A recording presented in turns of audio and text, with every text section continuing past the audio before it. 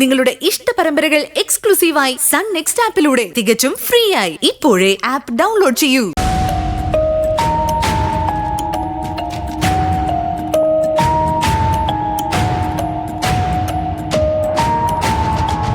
അയ്യോ, നിങ്ങൾ ഇതുവരെ റെഡി ആയില്ലേ? ഗൗതമിന്റെ വീട്ടിൽ വിളക്ക് കൊണ്ട് പോണ്ടേ? അതിനെന്തിനാ ധൃതി വെക്കുന്നത്? ഇനിയും സമയമുണ്ടല്ലോ. ഗൗതം മോന് ധരിക്കാനുള്ള ഷർട്ട് വാങ്ങണ്ടേ? അത് നിങ്ങൾ മറന്നോ? ഒന്നും മറന്നിട്ടില്ല, എല്ലാം ചെയ്യാം. സ്വന്തം മകളാണെന്ന വിചാരം ഇല്ലാതെയാ നിങ്ങൾ തന്നിഷ്ടപ്രകാരം പ്രവർത്തിക്കുന്നത്. നിങ്ങളായിട്ട് ശിവാനിക്ക് ഒരു കല്യാണ ആലോചന കൊണ്ടുവന്നിട്ടില്ല. ഞാൻ കഷ്ടപ്പെട്ടൊരു ബന്ധം കൊണ്ടുവന്നപ്പോ അവരെ വെറുപ്പിക്കാനാ ശ്രമം അല്ലേ? ആര് ബന്ധം കൊണ്ടെന്നാ എടുത്തി പറയുന്നത്?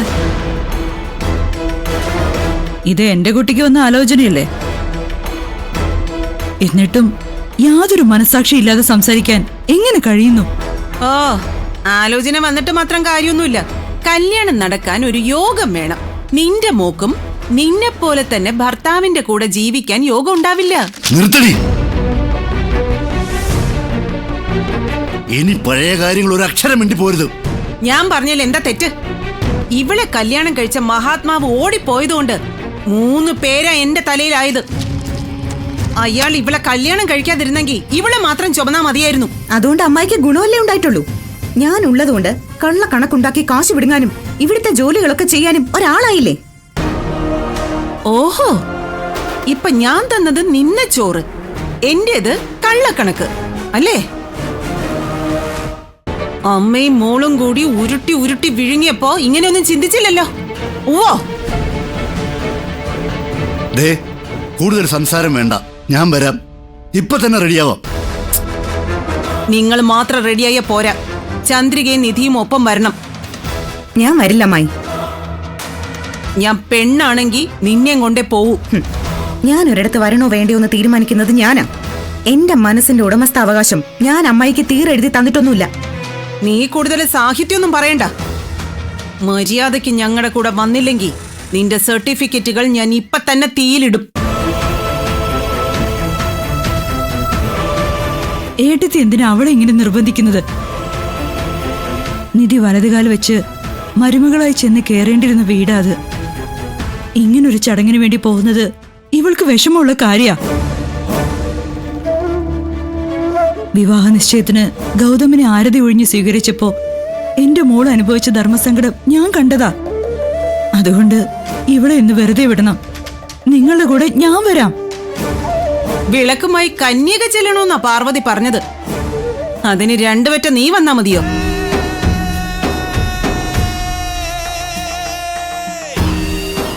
രേണുവേ, നിധിയുടെ ബുദ്ധിമുട്ട് നമ്മൾ മനസ്സിലാക്കണം. ഈശ്വരമംഗലത്ത് മരുമകളായി ചെന്ന് കയറേണ്ടവളായിരുന്നു നിധി. അതിനു പകരം അന്യായി പോയിട്ട് വരുന്നത് ഒരുപാട് വിഷമമുണ്ടാക്കും. നിങ്ങൾ എന്താ നമ്മുടെ മോളുടെ വിഷമം മനസ്സിലാക്കാത്തെ? ഇവിടുന്ന് ഇവള് ചെന്നില്ലെങ്കിൽ അപമാനിക്കപ്പെടുന്നത് ശിവാനിയല്ലേ? കന്യക വിളക്കുമായി ചെല്ലണം എന്നല്ലേ പറഞ്ഞുള്ളൂ. നമുക്ക് രഘുവിന്റെ മോളെ കൂടി കൊണ്ടുപോകാം. ഇവിടെ ഞാൻ ചെല്ലും ചെലവും കൊടുത്ത് വളർത്തിയ ഇവളുള്ളപ്പോ വേറെ ആരെയും വിളിക്കേണ്ട ആവശ്യമില്ല. ഇവള് തന്നെ വന്നേ പറ്റൂ.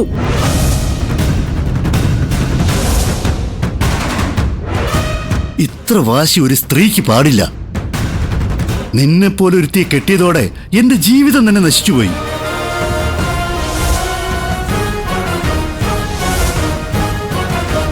എന്റെ ജീവിതത്തിലെ ഏറ്റവും വലിയ ധൂമകേതുവാ നീ. നിങ്ങൾ എന്തൊക്കെ പറഞ്ഞാലും എനിക്കൊരു വിരോധവും ഇല്ല. ശിവാനിയുടെ കല്യാണം മാത്ര എന്റെ ലക്ഷ്യം.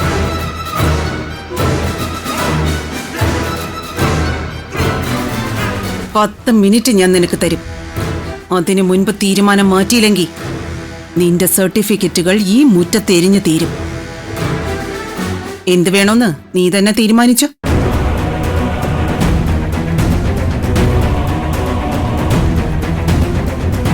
എന്ത് ചെയ്യും മോളെ? സർട്ടിഫിക്കറ്റുകൾ ഇല്ലാതായ നിനക്ക് ജോലിക്ക് കയറാൻ പറ്റുമോ?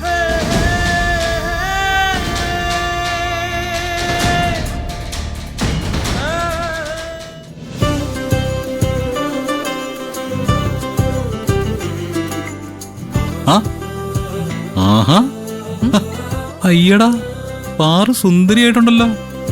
നോക്കട്ടെ, ഈ സെറ്റ് സാരി പുതിയതാണോ? ഇതില് പാറുവിനെ കണ്ട സിനിമാ നടിമാര് മാറി നിൽക്കും. അത്രയ്ക്ക് ഐശ്വര്യ, സത്യം. എന്നെ കൊണ്ട് എന്തോ കാര്യം സാധിക്കാനുണ്ട്. ആ. അല്ലാതെ ഒരിക്കലും നീ എന്നെ ഇത്രയ്ക്ക് സോപ്പിട്ട് പതപ്പിക്കില്ല. ആ. എന്താ പാറു ഇത്? ഞാൻ പാറുവിനെ പൊഴുത്തുന്നത് പാറു അത് അർഹിക്കുന്നുണ്ടല്ലേ? അല്ലാതെ ഞാൻ സോപ്പൊന്നുമല്ല. ആ സോപ്പാണെന്ന് എനിക്കറിയാം മോനെ. ആ, നിനക്കെന്താ പറയാനുള്ളതെന്ന് മോഹിക്കാം. എന്താ? ഉം? പെണ്ണിന്റെ വീട്ടിൽ നിന്ന് ആരൊക്കെയാ വരുന്നേന്ന് അറിയണം. ആ, നിധി അക്കൂട്ടത്തിൽ ഉണ്ടാവോന്നാ നിന്റെ ടെൻഷൻ അല്ലേ? ശരിയല്ലേ? ആ, അച്ഛൻ പറഞ്ഞതുപോലെ ഇത് വല്ല ചുറ്റിക്കളി വല്ലതുമാണോ? അയ്യോ അല്ല പാറു, അവള് സീരിയസ് ആയിട്ട് എന്തോ മറക്കുന്നുണ്ട്. കുറെ നാളായി അവള് ഭയങ്കര ഗ്ലൂമിയാ. അതെനിക്കും തോന്നിയിരുന്നു.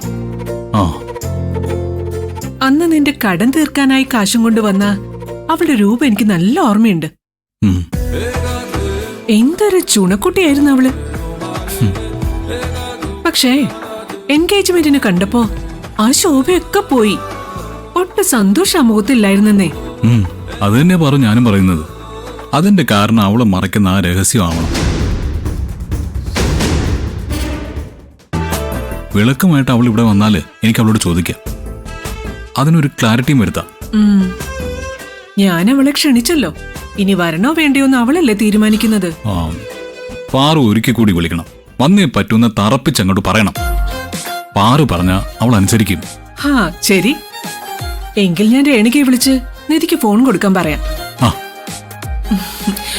അയ്യോ എന്റെ ഫോൺ എവിടെ? ഓ, ഡൈനിങ് ടേബിളിൽ ഇരിക്കുക. ആ പാറു ഒരുങ്ങ്, ഞാൻ പോയി എടുത്തോണ്ട് വരാം. ചെല്ല്. അതെ, ബെസ്റ്റ് ഫ്രണ്ടിനെ വിളിക്കാനുള്ള ഉത്സാഹം കണ്ടില്ലേ? ആ, ഇതിന്റെ പകുതി താല്പര്യമെങ്കിലും ആ ശിവാനിയുടെ കാര്യത്തിൽ കാണിക്കട മോനെ. ശരി.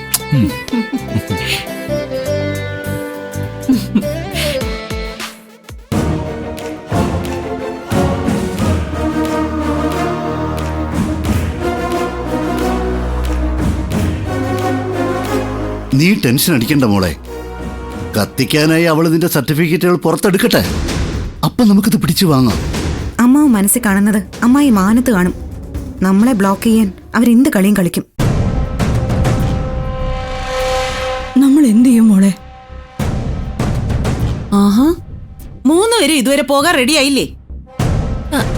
എന്താ നിധി, നിനക്ക് കഷ്ടപ്പെട്ട് പഠിച്ചെടുത്ത സർട്ടിഫിക്കറ്റുകളൊന്നും വേണ്ടേ? അതല്ലടി മോളെ, നമ്മൾ കത്തിക്കാനായി സർട്ടിഫിക്കറ്റുകൾ പുറത്തെടുക്കുമ്പോ പിടിച്ചു വാങ്ങാനായിരിക്കും ഈ ത്രിമൂർത്തികളുടെ പ്ലാൻ. പക്ഷേ ഇനി കത്തുന്ന സർട്ടിഫിക്കറ്റുകൾ കാണാനേ യോഗമുള്ളൂന്ന് ഇവർക്ക് അറിയില്ലല്ലോ.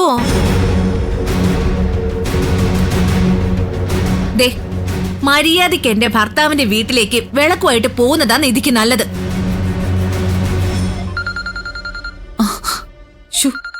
പാർവതിയെ വിളിക്കുന്ന നമ്മൾ ഇറങ്ങിയൊന്ന് അറിയാനാവും. ഞാൻ വരില്ലെന്ന് ആന്റിയോട് പറഞ്ഞേക്ക്. സർട്ടിഫിക്കറ്റിന്റെ പേര് പറഞ്ഞ് എന്നെ ഭീഷണിപ്പെടുത്തണ്ട. ഞാൻ എല്ലാത്തിന്റെ ഡ്യൂപ്ലിക്കേറ്റിന് അപേക്ഷിച്ചോളാം.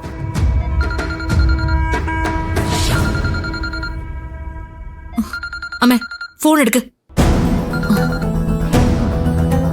ഹലോ. ഹലോ രേണുക, നിങ്ങൾ പുറപ്പെട്ടോ? ഇല്ല, പുറപ്പെടാൻ തുടങ്ങുന്നതേ ഉള്ളൂ. വേണമെങ്കിൽ ഇത്തിരി നേരത്തെ പുറപ്പെടാം. ഏയ്, ധൃതി ഒന്നും വെക്കണ്ട. അവിടുന്ന് ആരൊക്കെ വരുന്നുണ്ടെന്ന് അറിയാനാ ഞാൻ വിളിച്ചത്. ആ, അത് പിന്നെ ഇവിടുന്ന് ഞാനും അശോകേട്ടനും പിന്നെ ചന്ദ്രികയും വരുന്നുണ്ട്. അയ്യോ, അപ്പൊ നിധി വരുന്നില്ലേ? അവള് വരുന്നില്ല. അവക്കെന്തോ സർട്ടിഫിക്കറ്റിന്റെ ഡ്യൂപ്ലിക്കേറ്റ് എടുക്കാൻ പോണോന്ന്.